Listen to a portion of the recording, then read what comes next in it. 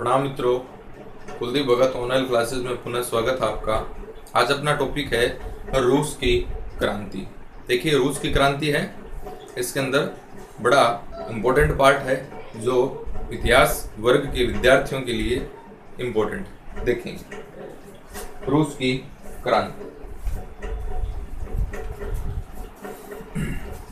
देखिए, क्रांति के समय रूस का जो जार था, क्रांति के समय रूस का जार, यहाँ पर राजा सम्राट को जार कहते थे। रूस का जो जार था ये था निकोलस। आरपीएससी फर्स्ट ग्रेड के अंदर ये क्वेश्चन पूछा गया था। रूस का पिता किसे कहते हैं? रूस का पिता किसे कहते हैं? पीटर प्रथम को कहते हैं। H.G. वेल्स का कथन है, H.G. वेल्स का कथन, रूस की क्रांति इस्लाम के उदय के बाद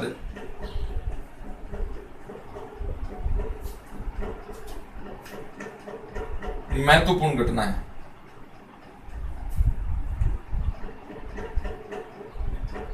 महत्वपूर्ण घटना है, इंपोर्टेंट कथन है साहब उनका।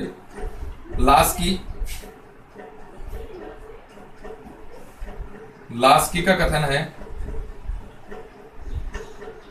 ईसा के बाद महत्वपूर्ण घटना। ये कौन कहता है? लास्की कहता है। अब राजनीतिक कारण देखिए क्या थे रूस की क्रांति के राजनीतिक कारण। जो जारशाही थी, यानी जो सम्राट थे, जारशाही की निरंकुशता। जारशाही की क्या थी? निरंकुशता। इसमें देखिए, पहला अपन देखते हैं अलेक्जेंडर।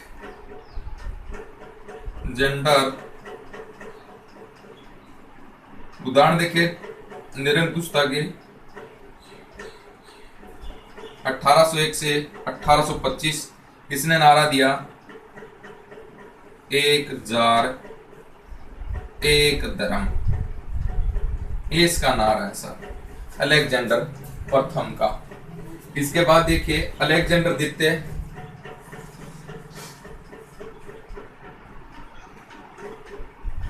अलेक्जेंडर द्वितीय यह है 1855 से 81। ये इसकी आतंकवादियों द्वारा हत्या कर दी गई।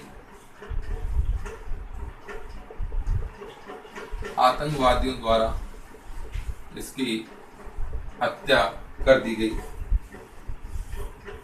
तीसरा है, आतंकवादियों द्वारा इसकी हत्या कर दी गई और इसने 1861 के अंदर कृषक दास्ता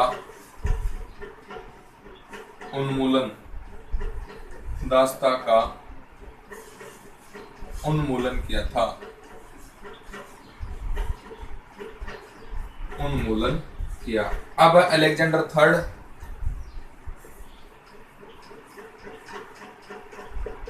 अलेक्जेंडर थर्ड, ये देखिए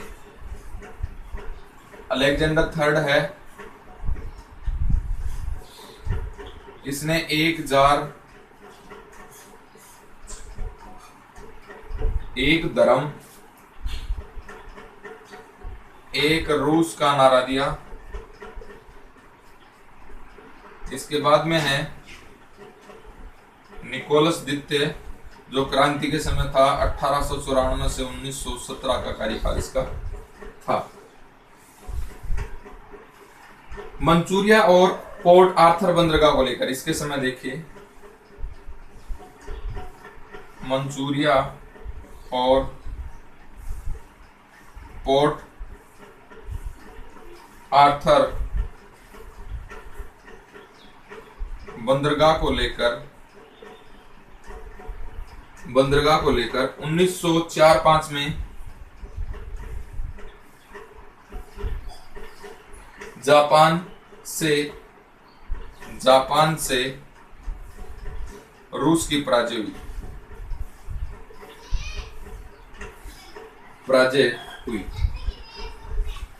5 सितंबर 1905 को 5 सितंबर 1905 को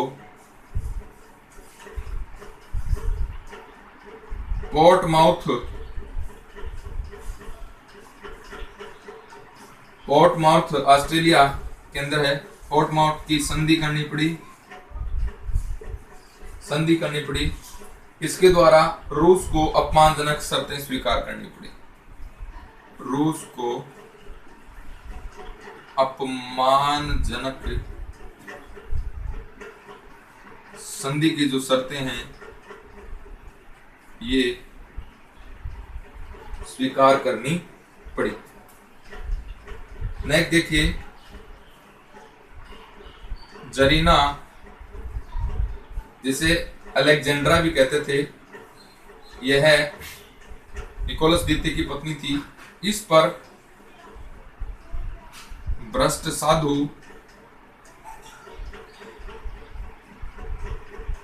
रासपुटिन का प्रभाव था। 1916 के अंदर प्रिंस यूसुपोव द्वारा इसकी हत्या कर दी गई। रासपुटिन की क्या कर दी गई? हत्या कर दी गई। देखिए,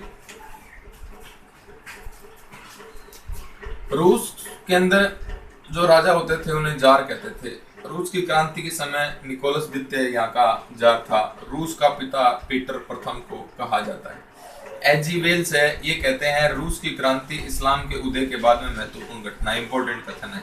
लास्की कहते हैं, इतिहासकार लास्की कहते हैं ईसा के बाद की महत्वपूर्ण घटना है। राजनीतिक कारण देखिए, रूस के अंदर क्या हुए कि क्रांति हुई। जारशाही की निरंकुशता थी। जारशाही की निरंकुशता के महत्वपूर्ण उदाहरण देखिए। अलेक्जेंडर प्रथम, इसका नारा था एक जार एक जज, इंपॉर्टेंट नारा है। अलेक्जेंडर द्वितीय, आतंकवादियों द्वारा इसकी हत्या कर दी गई और इसने 1861 में कर्षक दास्ता उन्मूलन पारित किया या कर्षक दास्ता का उन्मूलन किया। अलेक्जेंडर थर्ड है, इसका नारा था, इंपॉर्टेंट नारा है, यह है एक जार एक धर्म एक रूस का नारा। निकोलस द्वितीय है, ये क्रांति के समय रूस का शासक था। मंचूरिया और पोर्ट आर्थर बंदरगाह को लेकर 1904-05 में जापान ने रूस को हरा दिया और जापान के साथ में रूस को 5 सितंबर 1905 को पोर्ट्समाउथ की संधि करनी पड़ी, जो रूस की अपमानजनक संधि थी। जरीना, जो अलेक्जेंड्रा के नाम से भी इसको जाना जाता था, यह रानी थी रूस की, जिसके ऊपर भ्रष्ट साधु रासपुटिन का प्रभाव था और इस रासपुटिन की हत्या 1916 के अंदर प्रिंस यूसुपोव के द्वारा कर दी गई। युवक था प्रिंस यूसुपोव, इसके द्वारा इसकी क्या कर दी गई? हत्या कर दी गई। अब देखिए 1905 की क्रांति।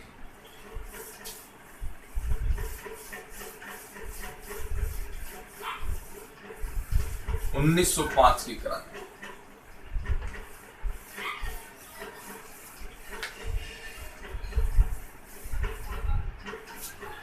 उन्नीस सौ पांच की क्रांति देखें, क्या क्या इंपोर्टेंट बात होंगी 1905 की क्रांति में। 1905 की क्रांति 22 जनवरी 1905 को रूसी कैलेंडर के अनुसार या रूसी पंचांग के अनुसार 9 जनवरी 1915 को 9 जनवरी 1915 को, क्योंकि रूसी कैलेंडर पीछे चलता है। यहां पर देखिए 2 लाख मजदूर, 2 लाख मजदूरों ने फादर गेपन के नेतृत्व में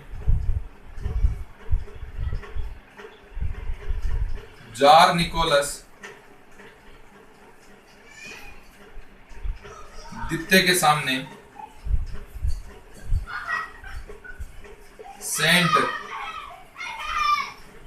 सेंट पीटर्सबर्ग में अपनी राजनीतिक व औद्योगिक मांगों को मनवाने के लिए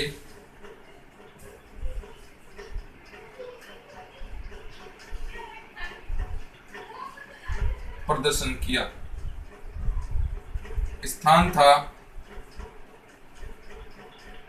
सेंट पीटर्सबर्ग, या इसे कहते हैं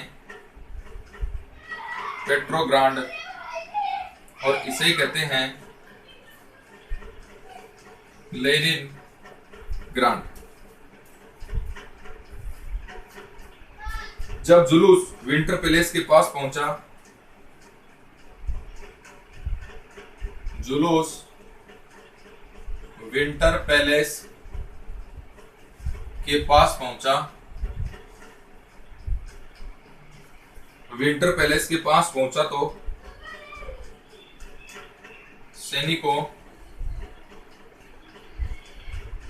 सैनिकों ने गोली चला दी, जिसके अंदर 130 व्यक्ति मारे गए। 130 व्यक्ति मारे गए। अब देखें 2 नंबर पे, ये तो 1905 की क्रांति होगी। 2 नंबर पे देखें बौद्धिक क्रांति।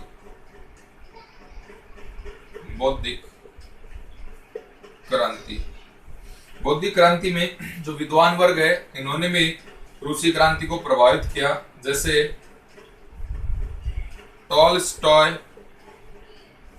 टॉलस्टॉय की पुस्तक है वार एंड पीस, और इनकी पुस्तक है कच्चाक। अब देखिए मैक्सिम गोर्की की पुस्तक है माँ, लेनिन की पुस्तक है राज्य और क्रांति, और दोस्तोवस्की की है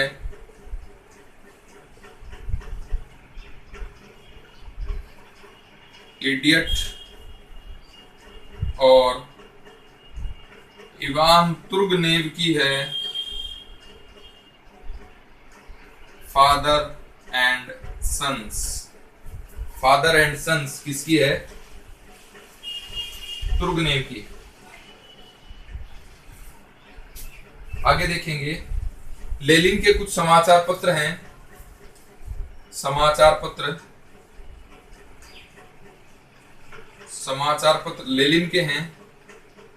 पर्वदा,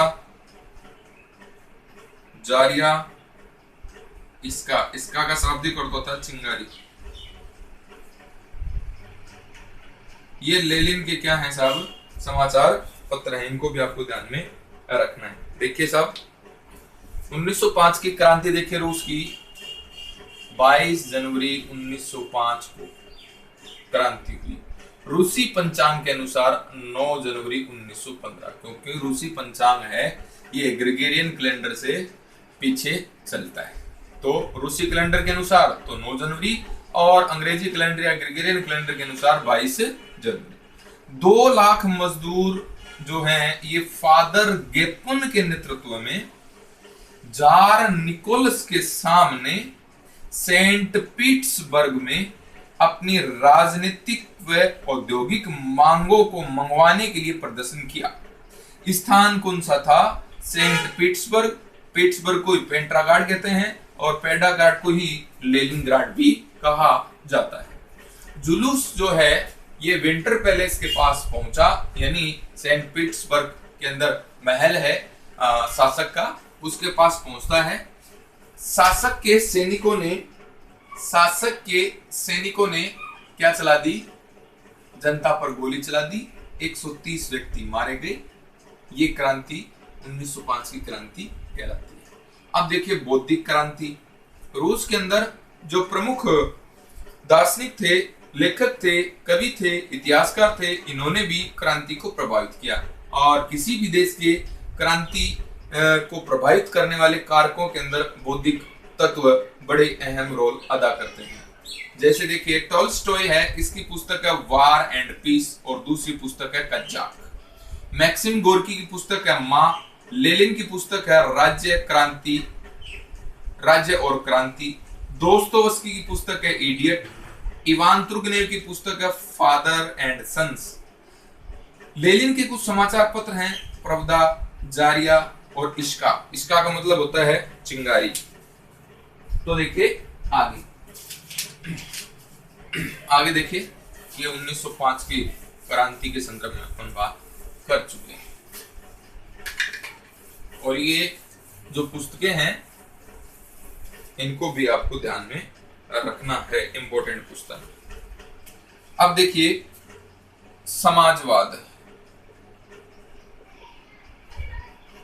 समाजवाद का प्रसार। ये देखिए 1860 के बाद रूस में मध्यम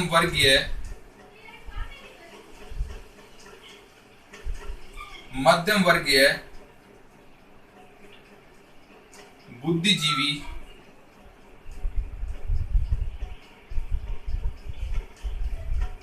बुद्धिजीवियों में समाजवादी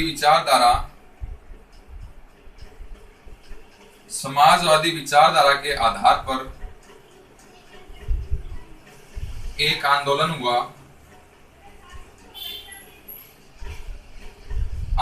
प्रारंभ हुआ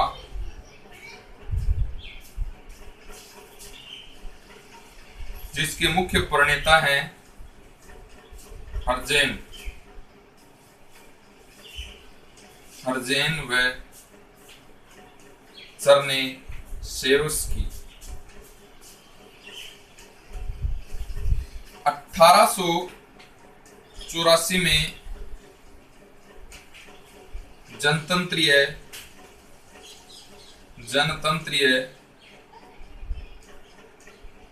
समाजवादी दल गठित किया गया जो कार्ल मार्क्स व मैक्सिम गोर्की के विचारों से प्रभावित था। इसे लेनिन ने नेतृत्व प्रदान किया। लेनिन ने नेतृत्व दिया। आगे देखिए जनतांत्रिक समाजवादी दल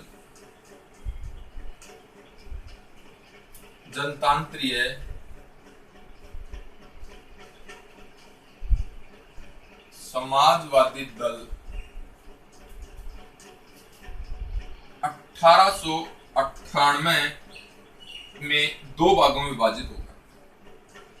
दो भागों में विभाजित हो गए। एक तो है क्रांतिकारी समाजवादी दल, क्रांतिकारी समाजवादी दल, और दूसरा है सोशल डेमोक्रेटिक दल, सोशल डेमोक्रेटिव दल। ये दो दल बन गए। सोशल डेमोक्रेटिक दल है, इसकी स्थापना 1898 में होती है और इसके दो भाग हो जाते हैं। 1903 के अंदर, एक तो है बोल्शेविक और दूसरा है मेंशेविक।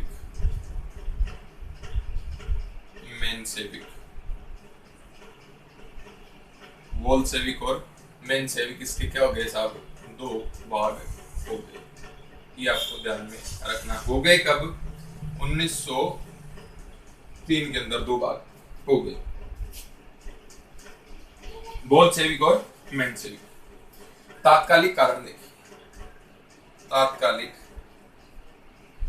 कारण, प्रथम विश्व युद्ध में प्रवेश व आर्थिक संकट। प्रथम विश्व युद्ध में प्रवेश व आर्थिक संकट। 1 अगस्त 1914 में रूस ने प्रथम विश्व युद्ध में मित्र राष्ट्रों की ओर से, किनकी ओर से, मित्र राष्ट्रों की ओर से भाग लिया साहब। और युद्ध में भाग लेने से आर्थिक स्थिति तो खराब होती है ही। तो 1 नंबर पे ये बात होगी। 2 नंबर पे देखिए, रूस में खाद्यान्न की कमी हो गई। 2 ये कारण था।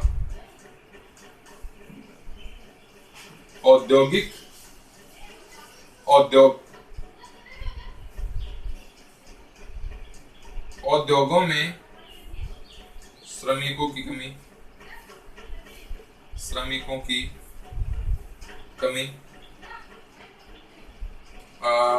चौथे नंबर पे देखिए, सितंबर 1916 के अंदर ड्यूमा को भंग कर दिया गया। संसद है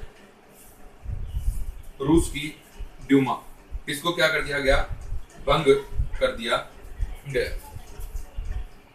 आगे देखिए, ड्यूमा को सब भंग कर दिया गया।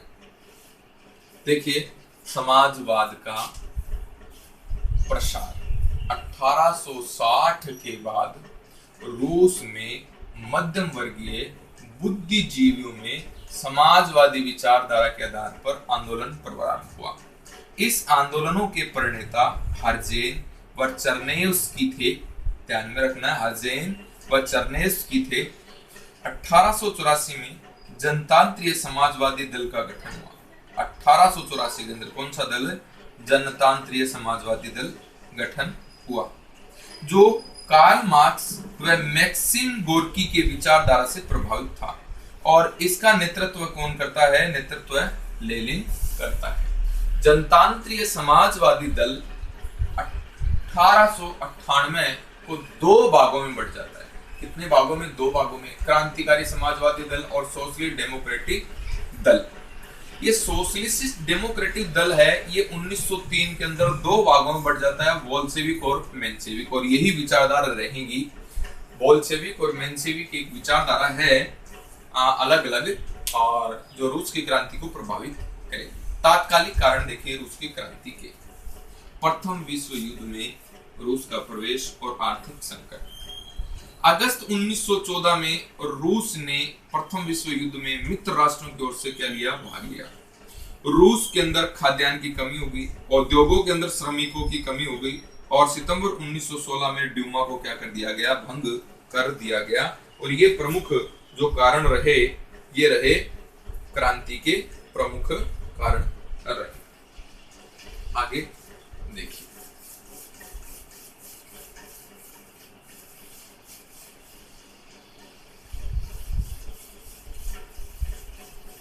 देखिए आगे।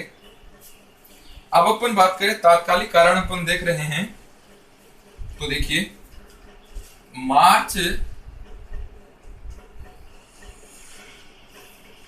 1917 में क्रांति और जारशाही का अंत, जारशाही का अंत। ये अपना पॉइंट है। देखिए इसमें 8 मार्च 1917 को सेंट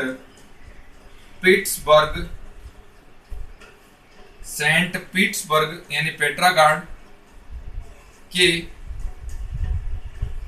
कपड़े के कारखानों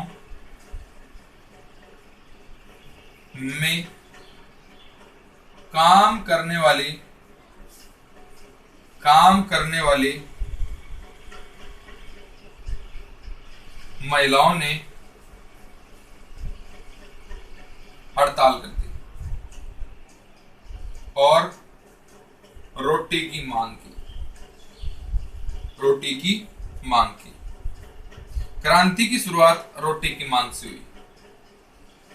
क्रांति की शुरुआत है यह रोटी की मांग से हुई। जार की सबसे बड़ी विश्वस्त सेना या विश्वस्त सैनिक टुकड़ी, जिसका नाम है प्रेओ बोर्शेस की रेजिमेंट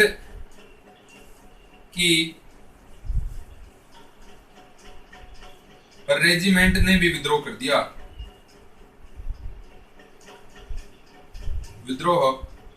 दिया। यानी सैनिक भी साथ आ रहे हैं मजदूरों के साथ।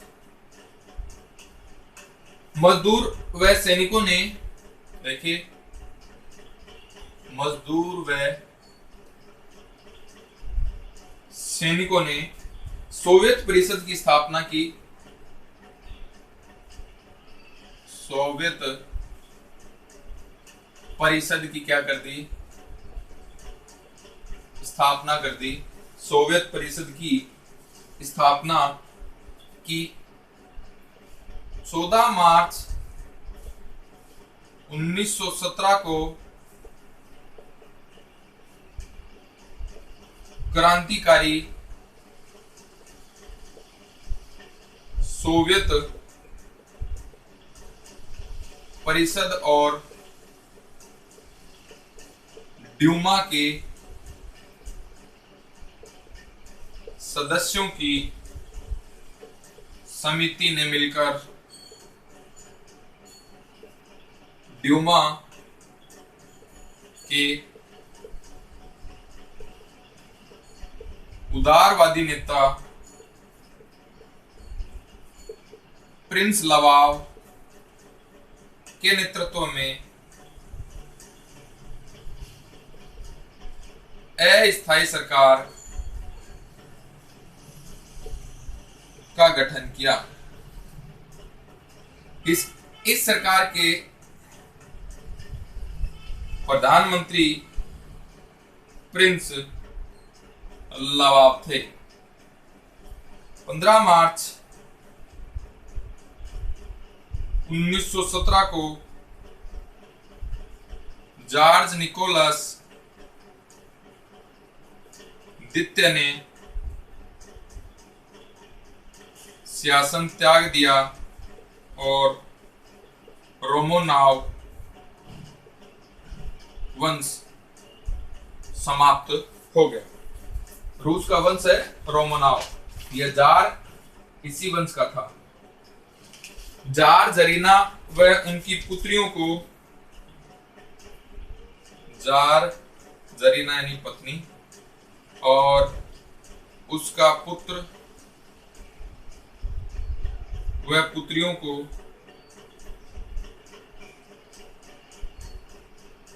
यूराल पर्वत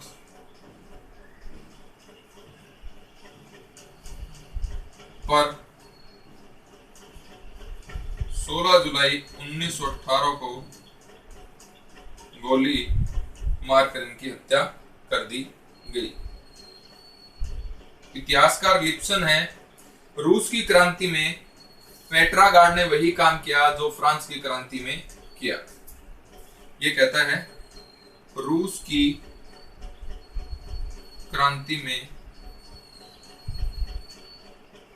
पेट्रा गार्ड या पेट्रा गार्ड ने वही काम किया जो पेरिस ने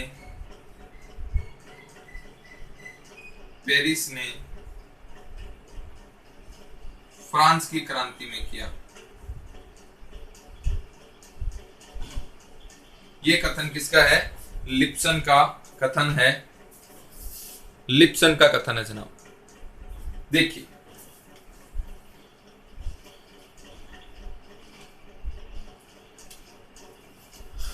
मार्च 1917 की क्रांति और जारशाही का अंत।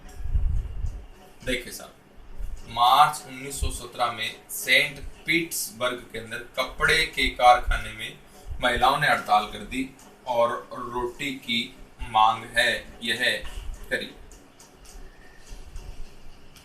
क्रांति की शुरुआत रोटी की मांग से हुई। जार की सबसे बड़ी विश्वस्त सेना की टुकड़ी जिसका नाम था प्रोब्रोसन्स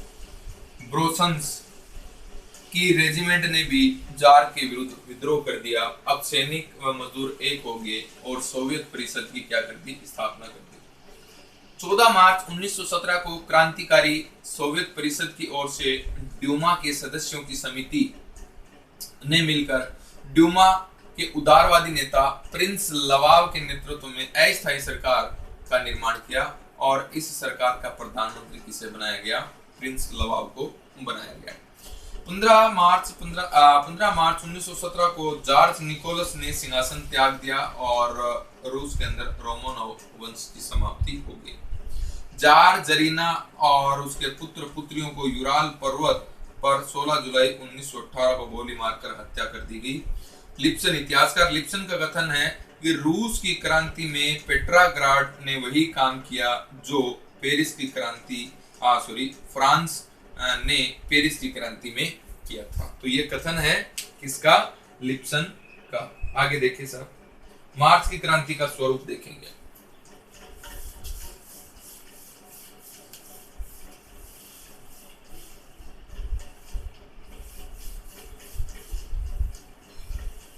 मार्च की क्रांति का स्वरूप। मार्च की क्रांति का स्वरूप। मार्च की क्रांति का स्वरूप देखिए, अस्थायी सरकार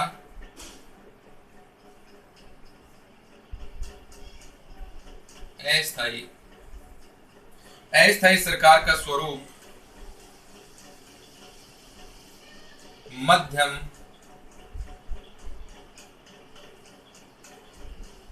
मध्यम वर्गीय था। इसमें क्रांतिकारी समाजवादी दल का प्रतिनिधि करेंस्की था।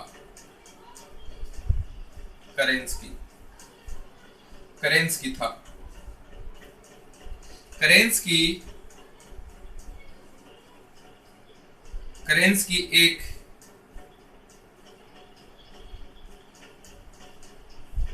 संवैधानिक उदारवादी सरकार चाहता था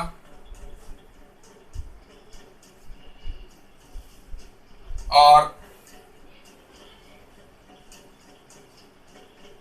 अक्टूबरिस्ट दल का नेता था गुस्ताव।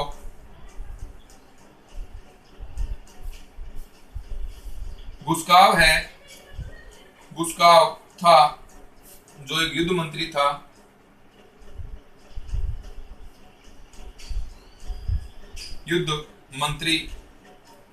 अक्टूबरिस्ट दल के नेता गुस्ताव को युद्ध मंत्री बनाया गया और कॉन्स्टिट्यूशनल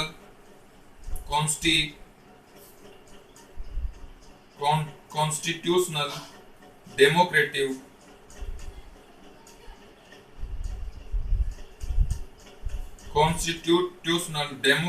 दल का नेता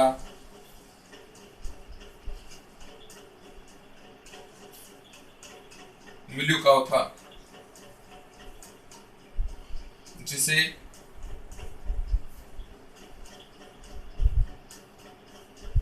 विदेश मंत्री बनाया गया। विदेश मंत्री बनाया गया। ट्रेवेंस्की को अर्थ मंत्री बनाया गया।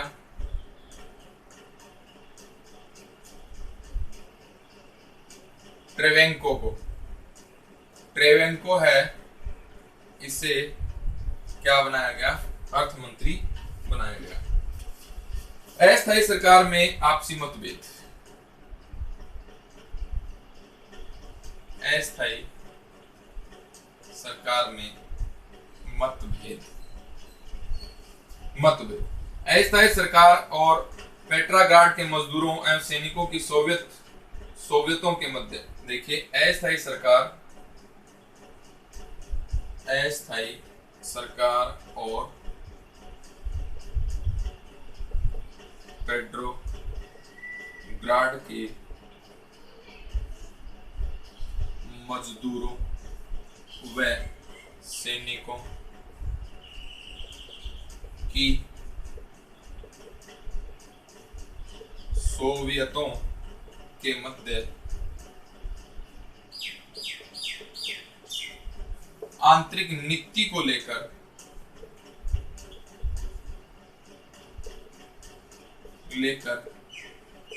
मतभेद था। अस्थायी सरकार युद्ध रखना चाहती थी। अस्थायी सरकार है, यह प्रथम विश्व युद्ध जारी रखना चाहती थी, जबकि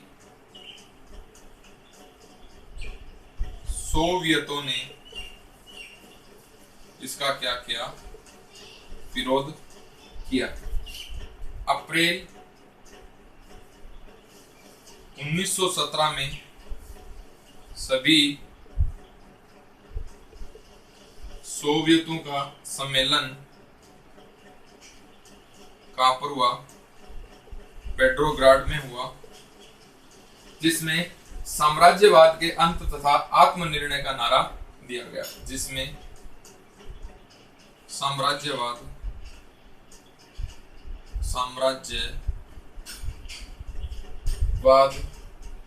का अंत तथा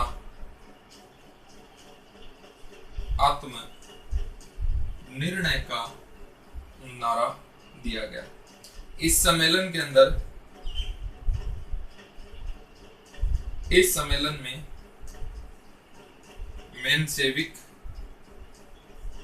मेंशेविक तथा सोशल रिवोल्यूशनरी दलों की प्रधानता थी, और बोल्शेविक जो थे ये नगण्य थे।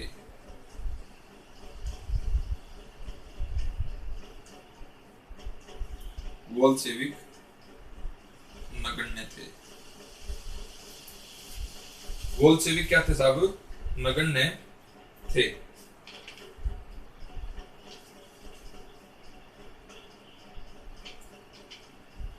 आगे देखिए, एक बार इसको समझते हैं, उसके बाद आगे बढ़ते हैं। मार्च क्रांति का स्वरूप देखिए। अस्थायी सरकार का स्वरूप मध्यम वर्गीय था। इसमें क्रांतिकारी समाजवादी दल के प्रतिनिधि कौन थे? केरेंस्की थे। कौन थे साहब? केरेंस्की थे। केरेंस्की एक संवैधानिक उदारवादी सरकार चाहता था। अक्टूबरिस्ट दल के नेता बुशकाव को युद्ध मंत्री बनाया गया। कॉन्स्टिट्यूशनल डेमोक्रेटिव दल के नेता मिल्युकाव को विदेश मंत्री बनाया गया। और टेरेवेंस्को को अर्थ मंत्री बनाया गया। जो अस्थायी सरकार है इसके अंदर मतभेद हो गया। सरकार और अस्थायी सरकार और पेट्रागार्ड के मजदूरों व सैनिकों की सोवियतों के साथ में क्या हुआ, जो इनके मध्य आंतरिक नीति को लेकर क्या हो गया, आंतरिक नीति को लेकर मतभेद हुआ। अस्थायी सरकार है ये तो क्या करती थी, क्या चाहती थी, प्रथम विश्व युद्ध के अंदर युद्ध जारी रखना चाहती थी, रूस की भागीदारी जारी रखना चाहती थी, लेकिन सोवियत हैं ये क्या कह रहे थे कि हमें युद्ध नहीं चाहिए। अप्रैल 1917 में सभी सोवियतों का सम्मेलन पेट्रोग्राड में हुआ, जिसके अंदर साम्राज्यवाद का अंत तथा आत्मनिर्णय का नारा दिया गया। इस सम्मेलन के अंदर मेंशेविक, यानी मेंशेविक कौन हो गए साहब, मेंशेविक हो गए सोवियत, मेंशेविक तथा सोशल लिबोर्ड्यूसरी दलों की प्रधानता थी, जबकि बोल्शेविक क्या थे, नगण्य थे। आगे देखिए,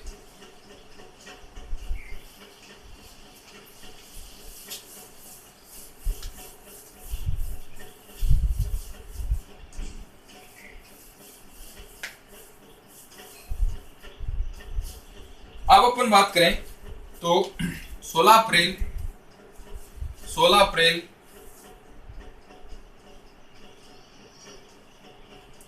1917 को लेनिन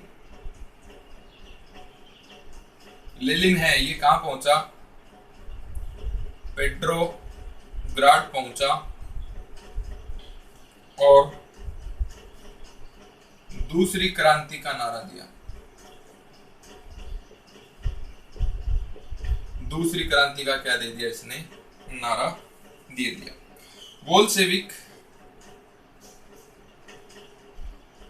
बोल्शेविकों के बढ़ते प्रभाव के कारण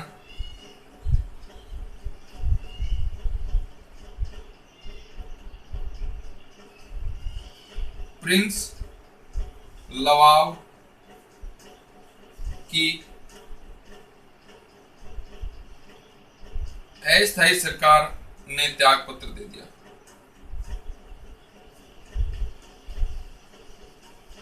त्याग पत्र दे दिया। 22 जुलाई 1917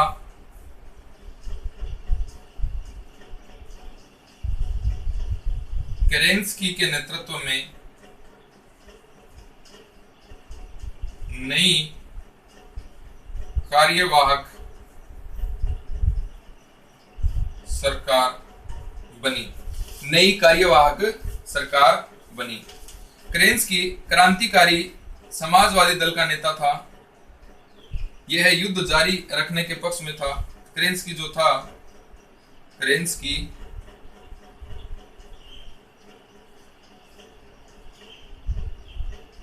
युद्ध जारी रखने के पक्ष में था। लेनिन का नारा है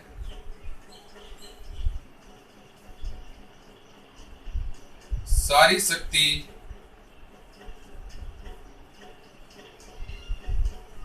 सोवियतों को सौंप दो, सारी शक्ति सोवियतों को सौंप दो, युद्ध बंद करो, भूमि कृषकों को दे दो,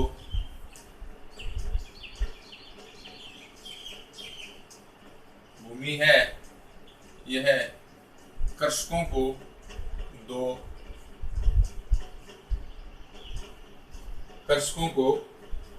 दो और उद्योग पर मजदूरों को सारी शक्ति दो।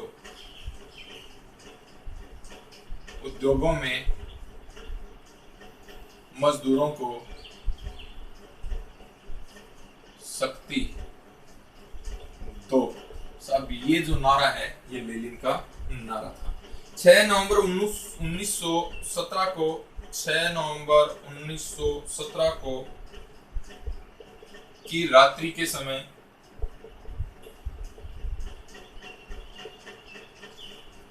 बोल्शेविकों ने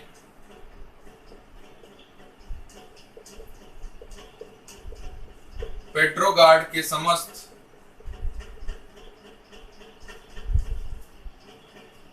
पेट्रोग्राड पर अधिकार कर लिया। यानी स्टेशन था, टेलीफोन, बिजली, समस्त शासकीय भवनों पर इन्होंने अधिकार कर लिया। 7 नवंबर 1917 की सुबह अस्थायी सरकार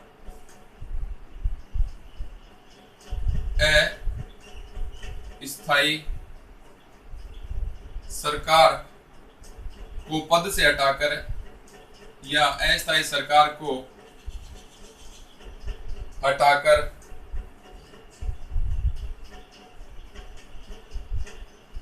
बोल्शेविकों ने लेनिन के नेतृत्व में नवीन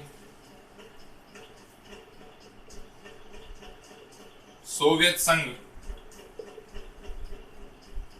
सरकार का निर्माण कर दिया। साहब लेनिन का नारा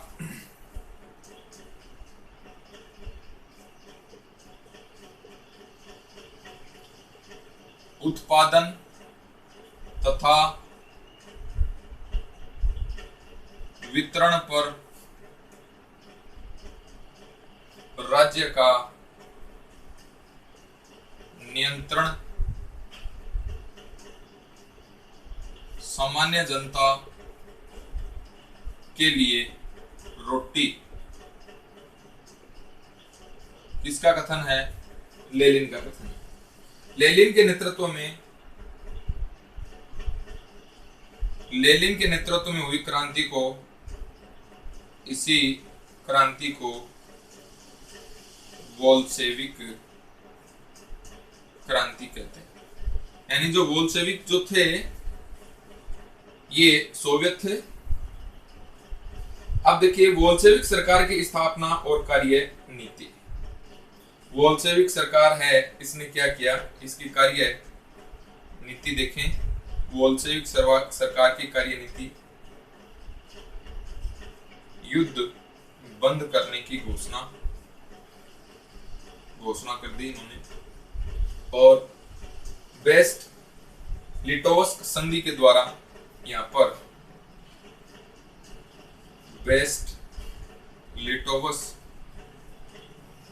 की संधि द्वारा 3 मार्च 1918 के द्वारा प्रथम विश्व युद्ध से रूस क्या हो गया, अलग हो गया। रूस अलग हो गया प्रथम विश्व युद्ध से। देखिए 16 अप्रैल 1917 लेनिन है ये कहां पहुंचा, पेट्रोग्राड पहुंचा और दूसरी क्रांति का नारा दिया। बोल्शेविकों के बढ़ते हुए प्रभाव के कारण प्रिंस लवाव है, इसने अस्थायी सरकार से त्यागपत्र दे दिया।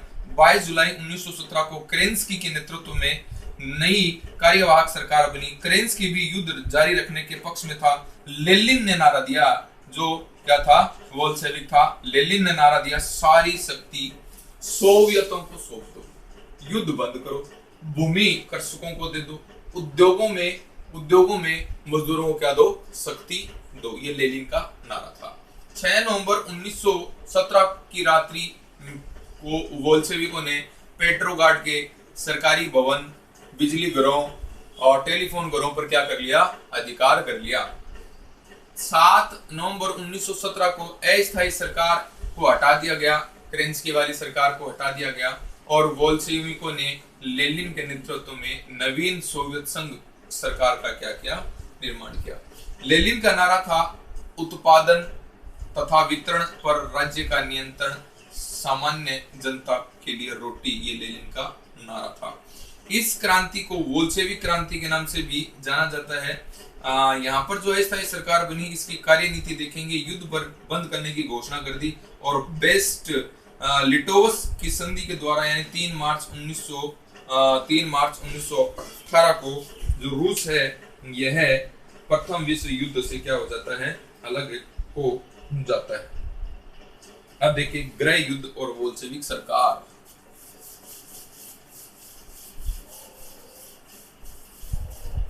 गृह युद्ध और बोल्शेविक सरकार। गृह युद्ध और बोल्शेविक सरकार है, ये देखिए आप, गृह युद्ध और बोल्शेविक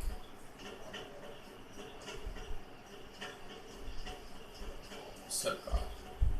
गृह युद्ध और बोल्शेविक सरकार। श्वेत सेनाएं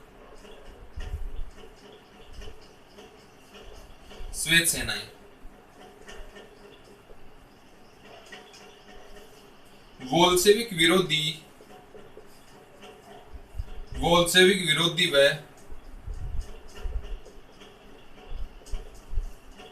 मित्र राष्ट्रों की सेना लाल सेना देखिए, ये थी बोल्शेविक की सेना जो ट्रास्टकी के नेतृत्व में काम करती थी।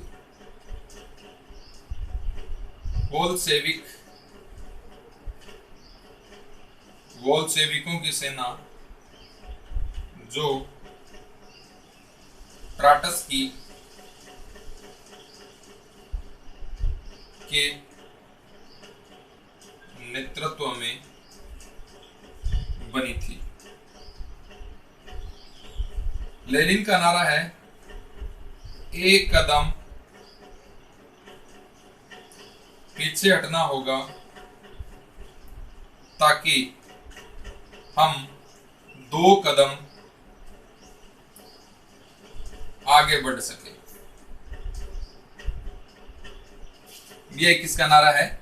लेनिन का नारा है। नवीन आर्थिक नीति, नवीन आर्थिक नीति 1921 से 29 तक की नवीन आर्थिक नीति है। 1921 में नवीन आर्थिक नीति अपनाई गई, जिसके अनुसार छोटे छोटे कारखानों को स्वतंत्रता दी गई, किसानों को फसल बेचने की अनुमति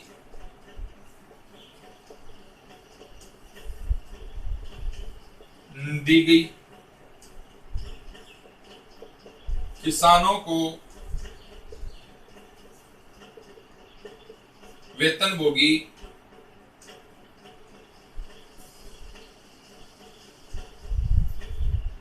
मजदूर रखने की सुविधा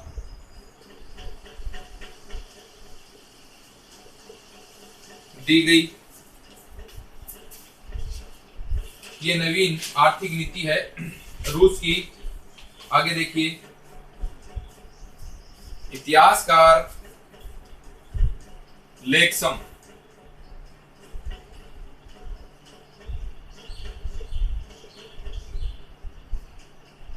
का कथन है, साम्यवादियों के मूल सिद्धांत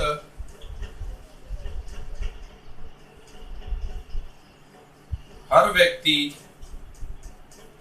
को उसकी जरूरत के अनुसार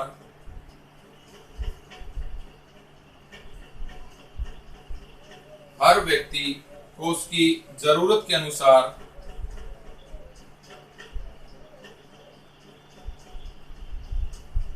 हर व्यक्ति को उसकी मेहनत के अनुसार में परिवर्तित कर दिया गया। ये मैक्सम का कथन है। बोल्शेविक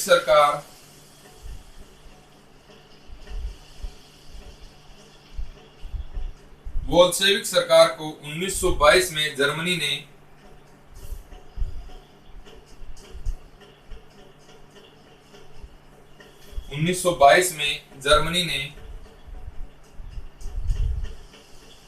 1924 में इटली, फ्रांस, ब्रिटेन ने क्या दे दी, मान्यता दे दी। 1923 में लेनिन ने सोवियत गणराज्यों यानी यूएसएसआर की स्थापना की और 1924 में इसकी मृत्यु हो जाती है लेनिन। देखिए, गृह युद्ध और बोल्शेविक सरकार। श्वेत सेना जो थी ये बोल्शेविक विरोधी और मित्र राष्ट्रों की सेना थी। लाल सेना जो थी ये बोल्शेविकों की सेना थी और ये किसके नेतृत्व में बनी थी, ट्राटर्स्की के नेतृत्व में बनी थी। लेनिन का नारा है, एक कदम पीछे हटना होगा ताकि हम 2 कदम आगे बढ़ सके। नवीन आर्थिक नीति 1921 से 29 की है। इस नीति के तहत छोटे छोटे कारखानों को स्वतंत्रता दी गई, किसानों को फसल बेचने की अनुमति दी गई, किसानों को वेतनभोगी व मजदूर रखने की सुविधा दी गई। इतिहासकार लेग्सम का कथन है, साम्यवादियों के मूल सिद्धांत हर व्यक्ति को उसकी जरूरत के अनुसार, हर व्यक्ति को उसकी मेहनत के अनुसार में परिवर्तित कर दिया जाए, यानी हर व्यक्ति को मेहनत और जरूरत के अनुसार क्या मिले, काम मिले। बोल्शेविक सरकार 1922 में जर्मनी ने, 1924 में इटली, फ्रांस, ब्रिटेन ने क्या दे दी, सब मान्यता दे दी। 1923 में लेनिन ने सोवियत गणराज्यों यानी यूएसएसआर की क्या कर दी, स्थापना कर दी और 1924 के अंदर लेनिन की क्या हो जाती है, मृत्यु हो जाती है। देखिए आगे लेनिन की मृत्यु के बाद में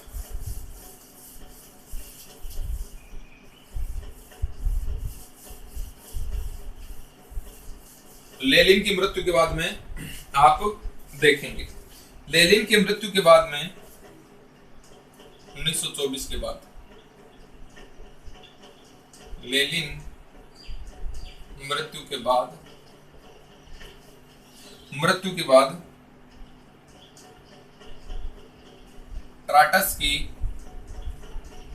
ट्राटस्की तथा जोसेफ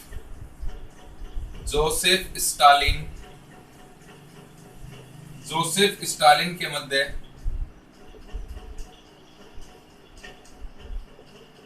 संघर्ष प्रारंभ हो गया साहब, यानी 1924 के बाद स्टालिन ने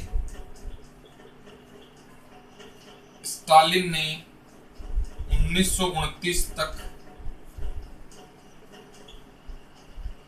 ट्राटस्की को पराजित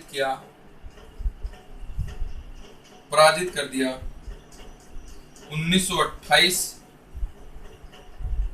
से 33 तक सोवियत संघ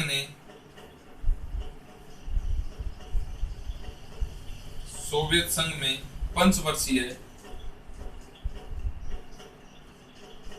पंचवर्षीय योजना लागू हो गई और ये स्टालिन ने लागू करी थी। लिप्सन का कथन है, 1917 में हुई क्रांति एक थी किंतु इसके चरण दो थे। ये किसका कथन है, लिप्सन का कथन है। बोल्शेविक शीघ्र परिवर्तनवादी थे, बोल्शेविक और मेंशेविक की अपन बात कर ले। बोल्शेविक शीघ्र परिवर्तनवादी थे,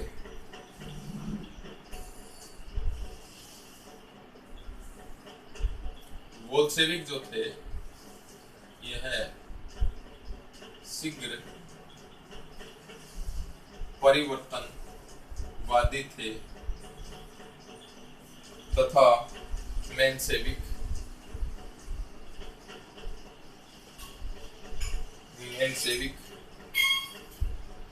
धीरे धीरे परिवर्तन चाहते थे। 1905 व 8 मार्च 1917 में क्रांति किसके नेतृत्व में? मेनसेविक के नेतृत्व में हुई। अक्टूबर 1917 में क्रांति है, यह बोल्शेविकों के नेतृत्व में हुई थी। अब अपन बात करते हैं तो देखिए रूसी कैलेंडर के अनुसार तारीख देखिए, रूसी क्रांति की तारीख है, क्योंकि रूसी कैलेंडर है अंग्रेजी कैलेंडर से पीछे चलता है। ग्रेगोरियन कैलेंडर या पंचांग, जूलियन कैलेंडर, ये रूस का कैलेंडर है। जूलियन कैलेंडर से 13 दिन आगे चलता है, यानी नए कैलेंडर के अनुसार 27 फरवरी की क्रांति है, यह 12 मार्च 1917 को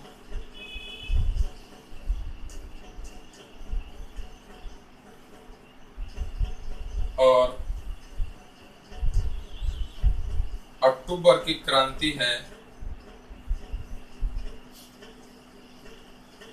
अक्टूबर क्रांति यानी 25 अक्टूबर 1917, यह 7 नवंबर को संपन्न हुई।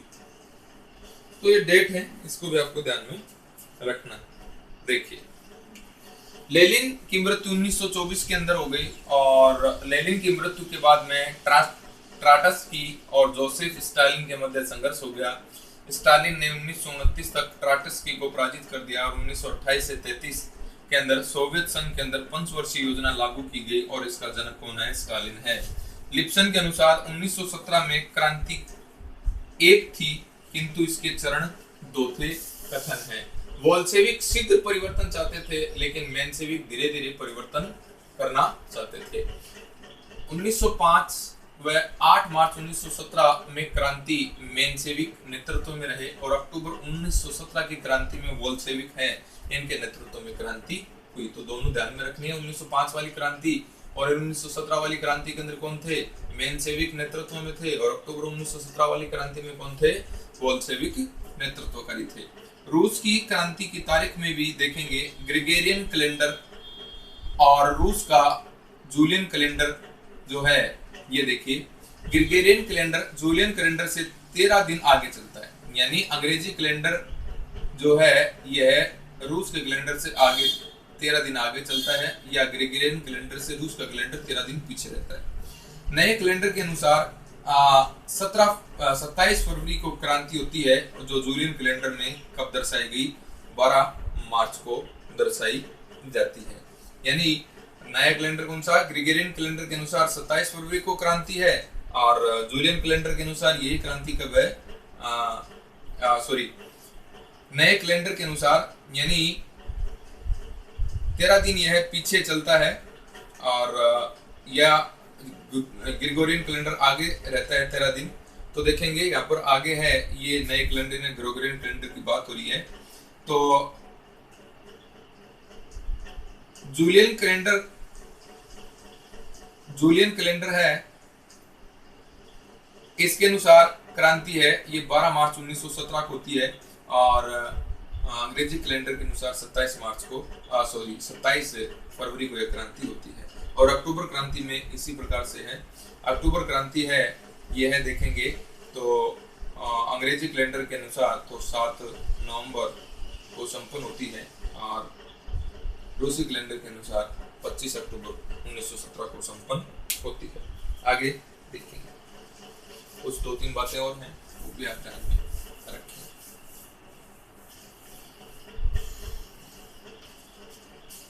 देखिए, रूस का बास्तिल किसे कहते हैं?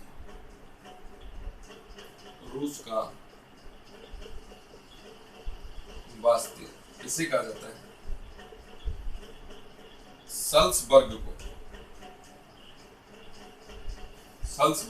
है। वोल्शेविक पार्टी है, वोल्शेविक पार्टी का मुख्य समाचार पत्र कौन सा था? pravda। और मेंसिक पार्टी का मुख्य समाचार पत्र कौन सा था? लूच। बोल्शेविक नेता कौन था प्रमुख? लेनिन। और मेंशेविक प्रमुख नेता कौन था? मार्तोव। ये मेंशेविक प्रमुख नेता था। देखिए, रूस का बास्तिल सल्सबर्ग को कहते हैं। बोल्शेविक पार्टी का मुख्य समाचार पत्र pravda, मेंशेविक पार्टी का प्रमुख समाचार पत्र लूज, बोल्शेविक प्रमुख नेता लेनिन और मेंशेविक प्रमुख नेता मार्तोव जो थे, ये मेंशेविक प्रमुख नेता थे। तो ये जो प्रमुख अपनी बातें हुई, ये हुई रूस की क्रांति के बारे में। इसके बाद में अपना जो है द्वितीय विश्व युद्ध, और द्वितीय विश्व युद्ध के अंदर अपन नाजीवाद और फांसीवाद को भी पढ़ेंगे। धन्यवाद।